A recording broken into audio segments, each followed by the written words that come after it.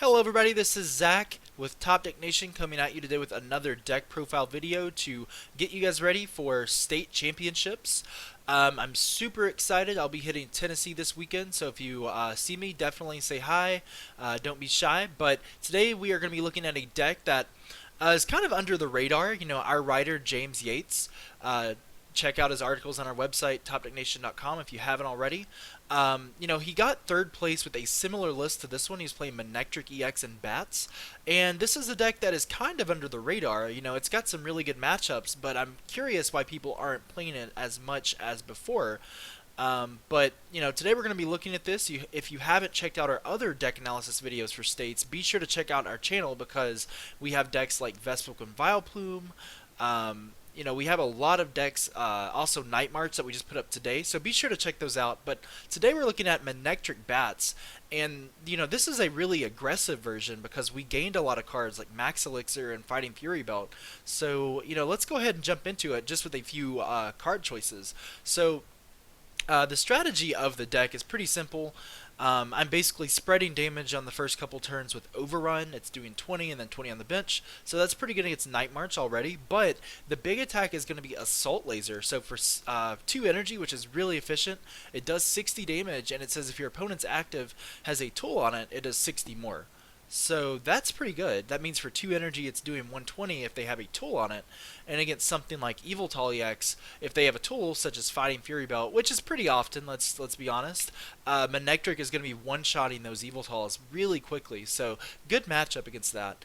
But we also have some other things to kind of supplement that damage and get knockouts just from a single Assault Laser. We have Golbat here with a Sneaky Bite is putting 2 damage counters on one of the opponent's Pokemon when I put it down. That's pretty good. That could bump it up to 150 already from the Assault Laser.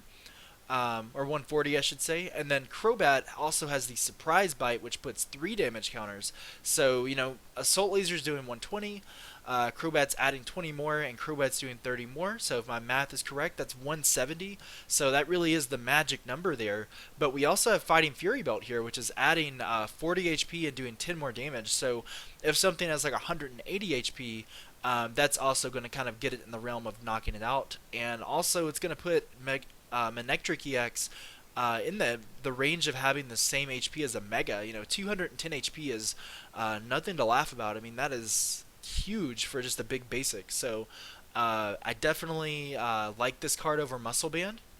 Muscle Band, you do get that extra 20 damage instead of 10, but I think, since you already played the Bats, you're already hitting enough damage. So I think Fighting Fury Belt, it's a nice balance, but you're also getting 40 more HP, which is huge, especially against something like Night March. So, we also play 2 Shaman. Shaman is really good. I wish it was a little cheaper. I think at the time of this video, it was still hovering around like $25, $30 on the low end. So, if you guys are listening, if you're from the Pokemon Company, definitely put in a word about this. I wish it was a promo. They have announced the Generation Elite Trainer boxes, and it will be coming with a Shaman EX, but unfortunately, it's not the same Shaman EX. It's more of like a Generations kind of promo. Which is great, but I do hope they'll put Shaman in a 10 eventually, and hopefully make it drop to the $6-7 range. But I do recommend playing 2 Shaman. It's good to get set up, so be sure to play a couple Shaman if you have them. So that is our Pokemon line. Now let's go ahead and jump into the items. The items are really the bread and butter of the deck. They're going to help you speed through the deck, get your strategy going. The big card we have here, the big addition from Breakpoint, is going to be Max Elixir. Look at the top 6 cards of your deck, attach a basic energy card, so not a special like Double Colorless or Double Dragon, and put it on a basic Pokemon on your bench. So that's pretty awesome. Look at the top 6 cards. I mean, Trainer's Mail looks at the top 4 and it's already good. It's already in a lot of decks, but to look at the top 6 cards and get an energy and attach it right away, that is awesome. If you're familiar with the old format a couple years ago with like Dark Explorers, you'll know that this is a little bit similar to like Dark Patch, which let you put a dark energy from the discard to one of your bench Pokemon.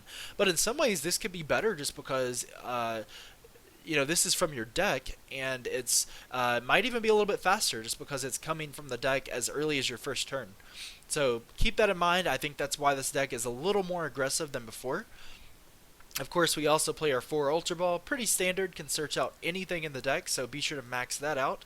For Trainer's Mill, we play a lot of trainers. As you can see, we play 37 trainers, so if my math is right, I want to say that's about 60% of your deck being trainer cards. So it definitely adds to the theme of being aggressive here. We play 4 Super Scoop Up just because it has synergy with not only Crobat and Golbat, but also Manectric. I can just scoop up a Manectric that's going to be damaged and put it right back down, reuse the Fighting Fury Belt, hopefully promote one that has a couple more energy thanks to Max Elixir, and it's going to make it really hard for your opponent to actually get knockouts on Manectric, and I think that's another reason why it's good. Not only is it aggressive, but it's also defensive thanks to having 210 HP and being able to scoop it up. We play 1 Super Rod just because we do play a lot of energy, we play a lot of good Pokemon. You could play Sacred Ash over Super Rod, but I think Super Rod is more versatile. I think it's good because it gets the energy back, so it has a little bit of synergy with Max Elixir, so I would recommend that over Sacred Ash. We play 1 Startling Megaphone because a lot of decks play tool cards. For example, if I'm going against like Ex, they're playing like Floatstone on Zoroark. They might have 4 or 5 tools out all at the same time, so we can knock those off in one motion. If I had a 61st card in this deck, I'd probably add in a Xerosic, or feel free to sub the Startling Megaphone up for Xerosic. Xerosic, you can use it multiple times, but just keep in mind it's only knocking off a single tool or special energy. But that might be a better option just because things like Night March and Vespiquen are really reliant on double colorless. So keep that in mind. I like Startling Megaphone. I've had success with it, but you can definitely swap it out. Tweak these lists to your liking, guys. They're really there as a foundation, but I have found some success with them. So keep that in mind, but definitely tweak it to your liking. Be creative here. And then, like I said, we play 2 Level Ball here. This is good for searching out our bats. About half our deck, half our Pokemon are searchable by Level Ball. And this is going to help you be aggressive and get those bats out as soon as possible. And then lastly, we also play Battle Compressor. This is going to let us get those 1-up supporters out pretty quickly, thin our deck down. It's got some synergy with Max Elixir, so I do recommend that. As far as our supporter count goes, we have 4 Professor Sycamore. Pretty standard. It's the best supporter in the format. Arguably until maybe N comes back. I can't wait until that moment because I'd say a lot of decks will be playing 2 or 3 N just because it adds that consistency. It's certainly better than Judge, Ace Trainer, Professor Birch, Shauna. I definitely prefer N. So until that happens, we play Professor Sycamore. We play 1 Lysander. I would love to bump this up to 2 if I had the space because I really don't like prizing Lysander. But I guess we're already playing pretty aggressively, so I think 1 is enough. You can always battle compress it. You can Trainer's Mail into it. There's lots of out to getting it, so I would definitely play at least 1 in here, if not 2. We play Judge just because we need more consistency, more supporters here. It's going to let us disrupt our opponent, so if they're about to win, they have like a huge 12-card hand their last turn. I can judge them down to 4 and hopefully stop them from winning. It's also good early game if you go first, so I do recommend Judge. I think it's pretty good. We play AZ. This is kind of like a super scoop up that automatically works. It's going to put one of your Pokemon into your hand, but we do have to discard all cards attached to it. So if we have any energy or Fighting Fury Belt on Manectric, we're going to have to discard those. But I think it's good as a utility card. It's got synergy with our bats, obviously. But it's also going to let you heal damage to switch, etc. So I do recommend playing AZ. And then our last supporter is going to be Hex Maniac. I apologize. Hex Maniac is basically shutting off both players' abilities through your opponent's next turn. So definitely use your bat abilities first. Don't play Hex Maniac and then drop your Shaman or your bats because they won't work. But they can definitely be useful. This can definitely be useful against like Greninja or Trevenant just to have a turn of items. I've also found that this is extremely effective using this your first couple turns against Night March. I've won games on the first couple turns just because I've shut them off. They can't use Shaman, and they basically just have to sit there as I spread damage or use bat damage to knock them out. So if you're expecting a lot of Night March, a lot of Vespiquen Vileplume or Trevenant, anything reliant on abilities, just extremely reliant, you might even consider bumping this up to 2. But the list is already tight, but definitely tweak it to your liking. 2 Hex Maniac would not be a bad idea going into state championships. It's all about kind of predicting what you think will be played, what the meta will be, but definitely a solid choice. 1 or 2 Hex Maniac. I would play at least 1. And then lastly, we play 8 energy. I think this is enough. I think you should play at least 8, assuming you play like a pretty aggressive deck that thins down the cards over time. If you're gonna play Max Elixir, don't play Max Elixir if you've got 4 energy, 5 energy, 6 or 7 energy. I think 8 is really the bare minimum. It'd be pretty cool to squeeze in like a 9th or 10th energy in here. That would definitely help with the consistency of Max Elixir. But I think 8 is pretty good. I think it's a nice balance. And then lastly, for our stadium of choice, we play Silent Lab. I wish I didn't have to play a stadium just because I want to fit in other cards like Lysander and Xerosic. But unfortunately, everybody is playing some kind of stadium. And really, I'm kind of afraid of Perilous City. Because if they put me down to 3 Pokemon, then basically, I can get rid of Shaman, but then I can't put down any more bats, I can't put down any Manectrics.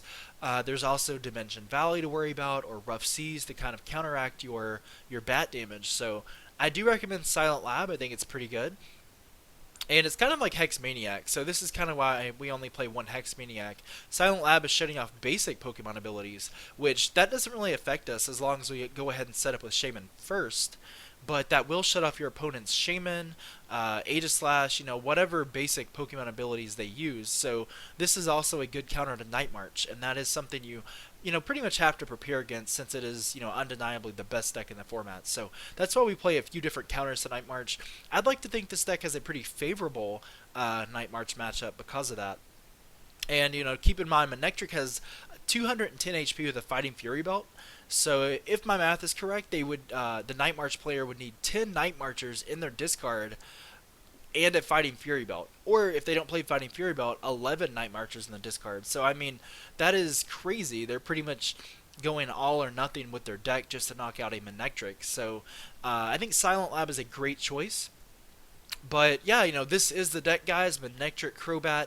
I think it really is under the radar. It could do well. I think it placed, I want to say, 3rd and then 4th or 5th at the Mississippi State Championships last weekend. So, people haven't been talking about it, but it has been, under the radar. Our own James Yates, like I said, he plays pretty well with it. So, if you like the aggressive decks, if you like bat decks, if you like very defensive decks with a lot of HP and that can survive a few attacks, this might be the deck for you. So, that is Manectric Crobat. So be sure to subscribe, show your support to Top Deck Nation. I would really, really appreciate it. Be sure to like us on Facebook, facebook.com/TopDeckNation. Check out our website, topdecknation.com. We have some articles that are free, completely free, no charge. We definitely believe in that non-profit type of model. We also have videos. We also have tournament reports coming. We're going to be having a free card database in the near future, so be sure to check that out if you like looking at card scans and those types of things on a website. But yeah, going into week 2, good luck to you guys. This might be a good play. But that's Manectric Crobat, and I will catch you guys in the next one.